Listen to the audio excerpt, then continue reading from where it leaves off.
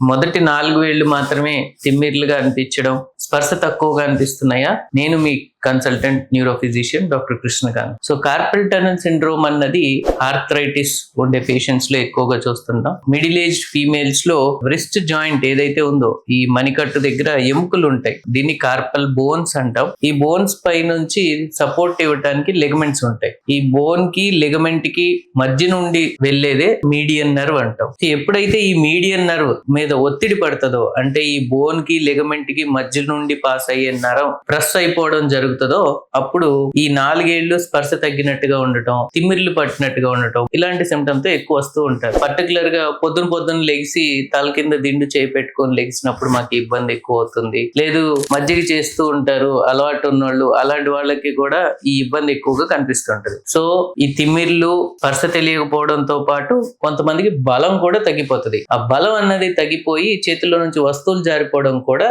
మొదలవుతుంటది. ఫోన్లు పట్టుకోవడానికి ఇబ్బంది. కొంతమంది పొద్దున్నే పెద్దవాళ్ళు అయితే, మేము అదివరకు పేపర్ పట్టుకొని చదివేవాడిను, ఇప్పుడు ఆ పేపర్ పట్టుకొని చదువుతుంటే కూడా తిమ్మిర్లు వచ్చేస్తుంటాయి, కాసేపు కూడా వచ్చి పేపర్ పట్టుకొని చదవలేకపోతున్నాం అని. ఇది కన్ఫర్మ్ చేయటం ఎలాగా? ఇది కార్పల్ టనల్ సిండ్రోమా లేదు వేరే ఏదైనా నరాలకు సంబంధించిన జబ్బా అని చెప్పుకోవడానికి చేసేదే నర్వ్ కండక్షన్ స్టడీ. సో ఈ నర్వ్ కండక్షన్ స్టడీలో కార్పల్ టనల్ సిండ్రోమ్ కి సంబంధించి స్పెసిఫిక్ గా ఒక ప్రోటోకాల్ ఉంటది, అది చేయటం జరుగుతుంది. సో దానిలో మాకు తెలుస్తుంది ఈ మీడియన్ నర్వ్ యొక్క పనితీరు ఎంత బాగుంది, దీని వల్లనే వస్తుందా ఈ కార్పల్ టనల్ సిండ్రోమ్ అనేది. కార్పల్ టనల్ సిండ్రోమ్ కారణాలు ఏమేమి అయ్యొచ్చు? ఓవర్ వెయిట్ ఉన్న వాళ్ళు కానీ, డయాబెటీస్ ఉన్న వాళ్ళు కానీ, అండ్ ఆడవాళ్ళల్లో హార్మోనల్ చేంజెస్ కూడా ఫస్ట్ ఈ లిగమెంట్ అన్నది ఎక్కువ ఎఫెక్ట్ అవటం జరుగుతుంది. సో ఈ లిగమెంట్స్ థిక్కెనింగ్ అవటం వలన కూడా అరిచేతులు తిమ్మిర్లు రావటం, పట్టు తగ్గటం, ఇలాంటి లక్షణాలు వచ్చే అవకాశం ఉంటుంది. సో ఈ కార్పల్ టనల్ సిండ్రోమ్ ని కారణం తెలుసుకొని దానికి తగ్గట్టుగా మేము మందులతో ఈ తిమ్మిర్లు అవి తగ్గించడం జరుగుతుంది.